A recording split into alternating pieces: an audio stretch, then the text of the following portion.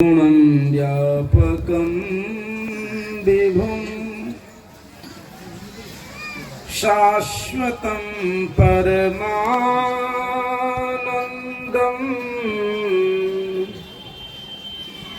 गुरुं मे हि नमाम्यहम्।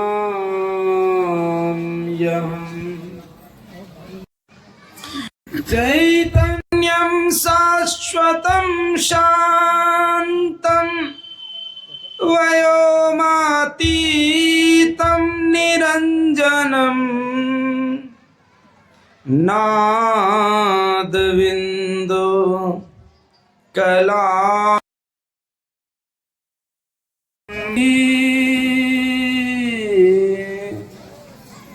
गुरवे नमः। तस्मै श्री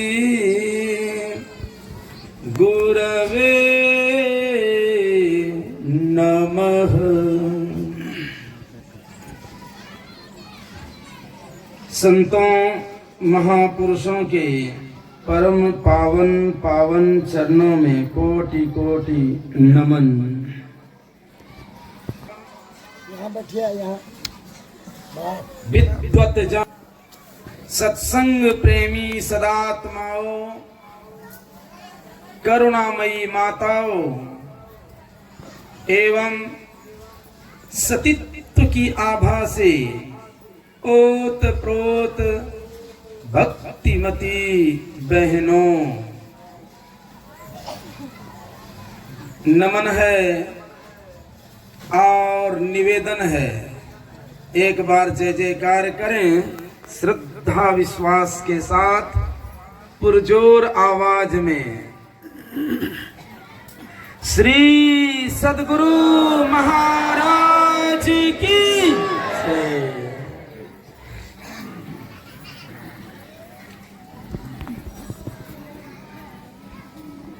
यह वार्षिक आयोजन आपका 2 दिवसीय है।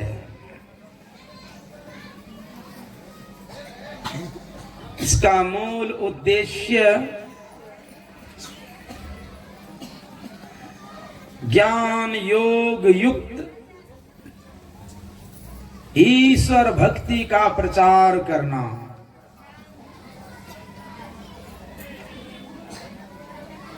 क्योंकि हम भक्ति करते हैं, ज्ञानार्जन भी संभवतः करते हैं। सत्शास्त्रों को पढ़कर, सत्शास्त्रों के पठन पाठन से भी लोग बहुत कथानक उद्धरण अपनी स्मृति में लोड कर लेते हैं और इसकी व्याख्या भी विद्वतापूर्ण तरीके से करते हैं। लेकिन इस आयोजन का कुछ और विशेष महत्व है। परमाराध्य श्री सद्गुरु महाराज कहा करते थे, सत्संग में और संत मत सत्संग में थोड़ा अंतर है।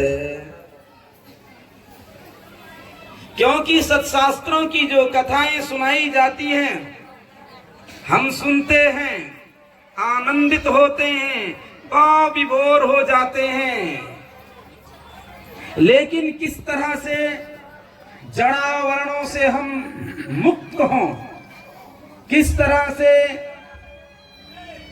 अंधकूप में पड़ा हुआ जीव का उद्धार हो, आंखों को बंद करके जिस अंधकूप में हम अपने आप को पाते हैं, वहां प्रकाश की व्यवस्था कैसे होती है, कैसे हम सार भक्ति करें, कैसे हम ईश्वरीय वाणी को श्रवण कर, नादानुसंधान कर सदा सदा के लिए मुक्त हो जाएं। पुनरपि जननम पुनरपि मरणम पुनरपि जननी जठरे शयनम की स्थिति से मुक्त हो जाएं साधना प्रकरण है और ये संत मत का मूल विषय है। संत मत का सार ज्ञान, बिंदु और नाद ध्यान। संत मत की सार साधना, बिंदु नाद उपासना। तो आज हम संत मत के सत्संग में बैठे हैं, जिससे जीवन का सुधार और जीवन का सच्चा उद्धार संभव है। आज जिस त्रिवेणी की परिचर्चा प्रतिपाद्य विषय में श्रवण कर रहे थे, वह जड़ तीर्थ है, जंगम तीर्थ है कि चेतन तीर्थ है, ये मैं सुनाऊंगा आपको। क्योंकि एक तीर्थराज प्रयाग में है, इलाहाबाद प्रयाग में। वह जो प्रयागराज है, वह जो तीर्थराज है, उसे जड़ तीर्थ कहते हैं। वो एक जगह स्थायी है। वहां गोता लगाने वाले की मनोवृत्ति शुद्ध नहीं होती, मनोविकार नहीं धुलते, अंतःकरण की शुद्धता नहीं होती, भीतर की मलिनता नहीं धुलती। क्योंकि श्री जाबाल दर्शनोपनिषद के ऋषि लिखते हैं, चित्त मंतरगतम दुष्टम तीर्थ स्नानैर न शुद्ध्यति। भीतर में रहने वाला दूषित चित्त, जो जन्म जन्मांतर के कलुषता से संयुक्त है, वह पवित्र बाह्य तीर्थों में गोता लगाने से कभी नहीं होता। वह बाहर का तीर्थ है। और यहाँ के बहुत लोग भी गए हैं। इस बार तो एक सज्जन ने कहा, बाबा महामेला गया था। मतलब इतना बड़ा मेला विश्व में नहीं लगा। लगभग 68 करोड़ लोग स्नान किए और वहां जाने के लिए प्रेरित कुछ संत मत के भी महात्मा कर रहे थे। अब मैं नहीं कहूंगा, इस बात को खंडन करने के लिए मैं नहीं आया, लेकिन संत मत के प्रवक्ता अपने आप को मानने वाले सदगुरु महर्षि में ही परमहंस जी महाराज की अंतर्भक्ति के प्रचारक भी कुंभ मेला में, तीर्थराज प्रयाग में इस शुभ मुहूर्त की व्याख्या कर संत मत के अनुयायियों को, गुरु भक्तों को प्रेरित कर करके बुला रहे थे। अब जो महात्मा संत मत के आपको बुलाए होंगे, उनका नाम आपके मस्तिष्क में आ गया होगा। नाम नहीं कहूंगा। क्या इतने लोगों ने जो वहां स्नान किया, खैनी भी छोड़ पाया? दारू, गांजा, भांग, अफीम, ताड़ी, चंडू, मदक, कोकीन और तंबाकू, हमारे गुरु महाराज ने गिनाया है नशा। और जिसमें तंबाकू का अर्क दिया जाता है, पुड़िया, वो पान पराग, राजनिवास, तिरंगा, गुटखा, तुलसी, जर्दा, विमल, शिखर, रजनीगंधा, ये सारी चीजें जो अग्राह्य हैं, अपवित्र हैं, जीवन को अशुद्ध करने वाली हैं, इसका जो ग्रहण करने की जो आदत थी, नहीं छूट पाई। अभक्ष का भक्षण करता रहा, करता था, आज भी कर रहा है। मतलब मांस, मछली, अंडा खाता था। जड़ तीर्थ में जाके गोता लगाया, तीर्थराज में मांस मछली का खाना नहीं छोड़ पाया। कैसे शुद्धता हुई, किस तरह की पवित्रता आई, ये विषय विचारणीय है। तो ये जड़ तीर्थ है। अब दूसरा तीर्थ जहां आप अभी बैठे हैं, गोस्वामी तुलसीदास जी महाराज ने बहुत सुंदर ढंग से सुनाया आपको, उनकी वाणी का पाठ हुआ। मुद मंगलमय संत समाजो,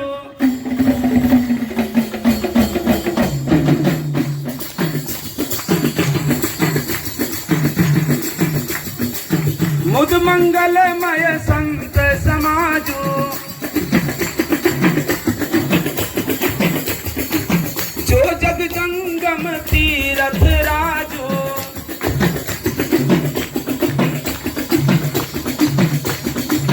राम भगति जहाँ सुर सरि धारा, सरसई ब्रह्म विचार प्रचारा, विधि निषेधमय कलिमल हरणी, कर्म कथा रविनंदिनी हरणी। अब कितना सुंदर वर्णन हुआ। यह जो तीर्थराज है आपको ऐसे आनंद से कनेक्ट करता है, जोड़ता है, जो संबंध कभी विच्छेद नहीं होता, जिस आनंद का कभी अभाव नहीं होता। ये संतों का समाज है संजनों, ये संत समाज है, ये संत मत का सत्संग है, ये गुरु महाराज के ज्ञान का प्रवाह है, ये गुरु महाराज के ज्ञान की सुरसरी है, जिसमें गोता लगाने से, मनोयोग पूर्वक सत्संग के विचारों को सुनने से आपका खान पान पवित्र हो जाता है, आपके जीवन की निम्नता चली जाती है, आपके जीवन की हेयता अग्राह्यता का नाश होता है और आप में उच्चता आती है, आप में पवित्रता आती है, आप जीवन के मूलभूत उद्देश्यों को समझ पाते हैं, जीवन के रहस्य को उद्घाटित करने की बातों को भली भांति समझ पाते हैं। वो संत मत का सत्संग है। गोस्वामी जी ने कहा, जो अभी पूर्ववक्ता महोदय सुना रहे थे आपको, कि जो बाह्य भक्ति की परिचर्चा होती है, जो सगुण साकार भक्ति की परिचर्चा होती है, वो गंगा जी की धारा है। और जो निर्गुण निराकार की उपासना, अंतर भक्ति की उपासना की विधिवत प्रकरण की परिचर्चा होती है, यह सरस्वती की धारा है। और कर्तव्य बोध की जो बातें होती हैं, सारासार की निर्णयात्मक क्षमता, वो विवेक समाविष्ट हो हमारी बुद्धि में, विवेक संपन्न हो हमारी बुद्धि, हमें कर्तव्य बोध हो, हमें क्या खाना चाहिए, क्या नहीं खाना चाहिए, इस पर जो परिचर्चा होती है, यह है सूर्यपुत्री यमुना की धारा। और यहाँ तीनों धारा समाविष्ट है। यह है जंगम तीर्थराज, ये चलता फिरता तीर्थराज है, ये संत समागम है। अभी एक और तीर्थराज है, दो तीर्थराज हो गया, एक जड़ एक जंगम। और तीसरा तीर्थराज है ईड़ा भगवती गंगा पिंगला जमुना नदी इंगला पिंगलयोर मध्य सुमना च सरस्वती त्रिवेणी संगमो यत्र तीर्थराजः स उच्यते तत्र स्नानं पर कुर्वीत सर्वपापैः परमुच्यते। जन्म जन्मांतर की कलुषता चली जाती है, जन्म जन्मांतर के दोष धुल जाते हैं और परम पवित्र हो जाता है जीव। वो तीर्थ कहीं बाहर नहीं, हमारे अंदर है। इसकी विशद व्याख्या गुरुजनों से सुने। एकदम समय कंप्लीट हो गया है। बोलिए श्री सद्गुरु महाराज की जय।